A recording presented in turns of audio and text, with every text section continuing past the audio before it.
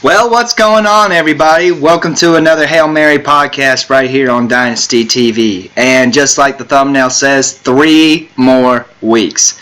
I don't know about you, but I am excited. I mean, college football has been gone since January. It's August finally. We're 3 weeks away from college football season. I hope you're ready because I am. Now, just a quick update on what's been going on the channel. I haven't been uploading for the past every day since last week. I have a full-time job working, so it's hard as it is to not only work and try to have a full-time YouTube channel. So I'm gonna try to keep doing better. I'm gonna try to keep updating a video every single day. Uploading a video every single day to my channel. I'm trying to get the best I can out there. It's hard at times, but you know what? If eventually it's all going to work out, and I'm going to have a system set in place to where I will have content uploaded every day to my channel. So that's a little update coming on. And going back to football a little bit, I was excited that this past weekend high school football started in the country, and it started out in Alabama with the second annual SECIS, the Southeastern Commission of Independent Schools. And there were schools from the state of Alabama, Mississippi, Florida, South Carolina, and Georgia. So 4 states with schools competing in the tournament. And from last week, I was 2 for 3 for my picks, from Friday night football picks. For the scores that were updated, it was Bessemer Academy from Birmingham, Alabama versus Lamar School from Meridian, Mississippi. Bessemer lost to Lamar 21-42. And talking about that game a little bit, Bessemer, they were coming off a 2-time state champion in 3A for the AISA, and they surprised me. The more surprising team was Lamar, just how talented they were, and just coming off and really hitting Bessemer in the mouth on all phases, offense and defense. And what the crazy thing was, Bessemer, they have talent, but Lamar just outplayed them. That's what I got from the experience, and that's what I believe happened during the whole time of the game. But getting back to it, I believe that Bessemer will eventually regroup, and the problem was the quarterback threw 3 picks. Their defense allowed 4 passing touchdowns, which was big since Bessemer, they've known to stop a lot of offenses in their region. So it's going to be interesting what goes on, and hopefully these 2 schools will keep going on for the rest of the season. I would imagine both of them would compete for a state championship in their division, and I believe that, like I said before, Bessemer, they will come back from this, and probably I only see 1 or 2 teams on their schedule beating them, and I'm going to talk about one of those teams later. But Lamar should have a good opportunity to go undefeated this year. They do have a tough schedule coming up in the next few weeks, but they should probably go undefeated or lose 1 or 2 games for the rest of the season. So that was enough talking about that game. The next game was Autauga Academy versus Valwood School. Valwood was from Valdosta State, and Autauga was from Prattville, Alabama. This was probably the most energetic out of both of these teams. The SEC, the tournament is scheduled to pick teams with the same competition and the same talent to play against each other and expect a good turnout and a good game. Well, this was a good game for the most part. Valwood, they had a chance to beat Autauga at some point, but they just let the game slip. They had about 2 or 3 turnovers. They couldn't stop them on offense for the most part. Their offense didn't click till the second half, and that killed them at the first half. They only had 1 touchdown and 1 field goal. They only had 10 points in the first half, but they scored 19 in the second half, which was helping them a lot. But if you let a team like Autauga control you the first half and you don't put any points up the second half, you're not going to win a ball game. So that was, for that game, pretty much I expected Autauga to come out with talent and run the score on them, but for the most part, Autauga, they've still got work to do, but their schedule is not going to uphold. But for the most part, it's in region play, except for one or two teams. But they do play out-of-state opponents in the next couple of weeks, and they should have another chance of going for the state championship. Valwood, again, I believe they're going to have a tough competition coming up, but as talented as they are, they should make a good run at the state championship. And for the final game for the Alabama schools, it was Escambia Academy versus First Baptist. Just a quick reminder, the Bessemer and a Lamar game was a rematch, and so was this one. And Escambia just controlled the game offensively and defensively. Final score was 38-10 Escambia, and I expected this to happen. Escambia, they did lose some talent, but they had a lot of good talent coming back from next year. Excuse me, there we go.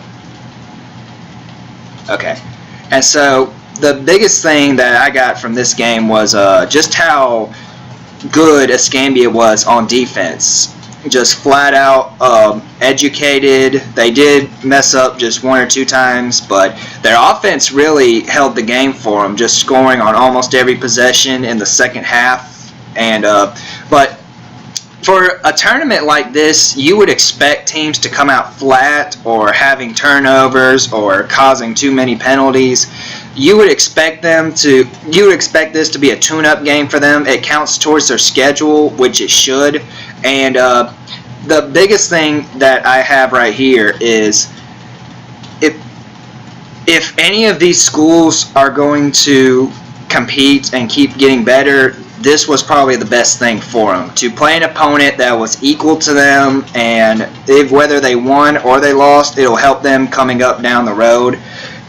So that was it for that.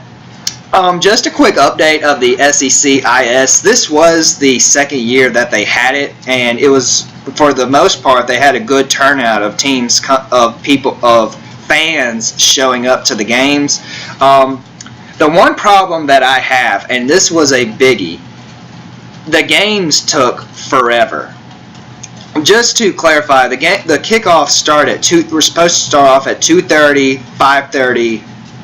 Yeah, 2:30, 5:30, and 7:30. Yeah, 2:30, 5:30, and 7:30. The second games on Friday and Saturday didn't start till about 6:30 to 6:45. And when you add in the fact that they had heat timeouts, it takes 23 minutes to halftimes, so many penalties on both ends for every team. The game just lagged on. It took forever. And I mean, it's the game of football, I understand, but you have to think there's a reason people want the games to speed up for situations like this. I mean, if you account for turnovers, again, penalties was a big issue. I understand the heat timeout rule because for the most part it was about 90 degrees for the first two games, and of course the players you have to have concern for safety issues in a matter of like that. No big real injuries from what I saw, but yeah.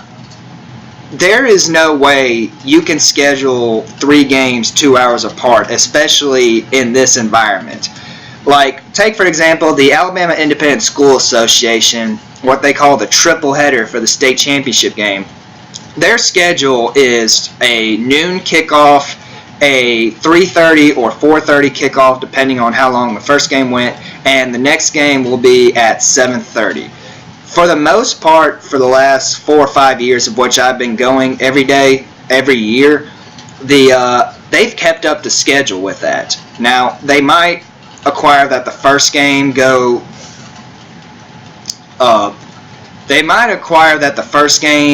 will hold off for a few minutes, but let's see what I was trying to think here. Yeah, for the most part, that I'm trying to overthink myself, guys. I'm trying to keep this simple. But overall, the SECIS was a fun turnout to go to. I will have the highlights uploaded. I've got to actually work on a few tonight, but the first highlight should be uploaded tomorrow. It'll be the Bessemer Academy and Lamar school game, and I should release the rest this upcoming week. I do have a few prediction videos that are going to come out this week. I still have 3 for the Alabama High School Athletic Association, which is Class 5A, 6A, and 7A. And then we have college football predictions coming up soon. We're going to start off with the Big 12, which should be released Wednesday. This Thursday will be the ACC. This weekend, this Saturday, will be the Big 10. And next week, just looking at my schedule that I'm trying to keep up, it will be the Pac-12 and the SEC for those schools. But for the most part, I believe that what's up, Jim? Yeah, go Ohio. And the SEC, and like I said, I'll have the SEC predictions all up. What I'm going to do is I'm going to take about 15 minutes to discuss what I believe is going to happen for this upcoming football season, just like what I do for high school. And just to give you a quick clarification of what I believe is going to happen for this upcoming football season, I would imagine that the Pac-12 and the Big 12 would be the 3 main conferences with schools at the bottom, but the Big 12 to have more talent at the end, primarily with Texas, Oklahoma State, and West Virginia. You have to think that the Pac-12 is not going to have that much talent this year. I mean, for a school like Washington, they have to go undefeated with their paperweight schedule that they have. And if they even lose one game, they can't be in the conversation. You could argue that USC should be in the playoff if they have if they go undefeated or have one big loss. But I don't see a team out of the Pac-12 winning this year if one of those schools is not undefeated. For the Big 12, you could argue that, if everything goes well for Tom Herman, which I don't think will, I don't believe that Texas will be up and loading. I don't believe that Texas will have that good of a season to start out. I believe that they will win at least 8 or 9 games, but you have to give Tom Herman a little time, especially with all the travesty that Texas had over the past couple years. So he's got some work to do in that area. But what I'm looking forward to is new head coach Lincoln Riley of the Oklahoma Sooners, one of the youngest head coaches in college football this upcoming season. And I believe that Oklahoma will do well, but for a new head coach like that, it'll be tough for him from a defensive perspective. But, the Big 12 is nothing but offense, 45, 50 points a game, even against each other. So it's going to be interesting what happens to that. And then we talk about the 3 other conferences, the Big 10, the ACC, and the SEC. And I believe that in that order, that's how the turnout will be for the 3 conferences. For the Big 10, I believe, and I'm going to say this before in the predictions video, Ohio State, if they go undefeated or lose one close game to, I believe Michigan, or I can't think of their schedule off the top of my head, but I think that Ohio State, like I've said before, will go to the playoffs, whether they lose one game or go undefeated. The biggest thing, in my opinion, is the ACC this year and how talented they're going to be. Of course, you have Florida State, Florida State, Clemson, Louisville, North Carolina State, Miami, Virginia Tech, all these schools that have so much talent, and especially with the big head coaches that are in that league, Jimbo Fisher. And I honestly believe that you can argue the fact that eventually there are going to be two opponents from one conference that could make the college football playoff. And if you wanted to make a good argument for this year, I believe that the ACC, as of right now, will be first to have two opponents from their conference to make the college football playoff. I'm just looking at Florida State and Clemson, for example. If Florida State or Clemson were to go undefeated before they play each other, and let's say Clemson beats Florida State, because Florida State will have to go to Clemson this year. You could make an argument that if Florida State wins every single one of their games and lose one game to Clemson, and if Clemson goes undefeated and wins the ACC championship, you could argue the fact that both teams, if everything goes right around the country, you could argue that both teams should be in the playoff. And it's likely that could happen for the ACC this year, and it's more likely, in my opinion, to happen to the SEC. But the problem with the SEC, and me being a SEC fan, is it's gotten to the point to where Alabama is right here, and here's the SEC. That's what happened. That's what separates Nick Saban and Alabama from the rest of the SEC. They're just so dominant up front and so dominant all around the field. And you got to give credit to Saban for having great recruiting classes over the last couple of years. And honestly, people have hesitation of Saban this year, but I don't see how Alabama could lose a game for the most part. I believe that Alabama will probably go undefeated and win another SEC championship just of how good they are. I mean, the problem with Alabama is, going back to the 2014 season, how will they be able to... They will have talent, but my problem is, will they have leadership? You look at the defense last year for Alabama. They had about 7 or 8 guys that are in the NFL right now, and they were all leaders coming up to that season.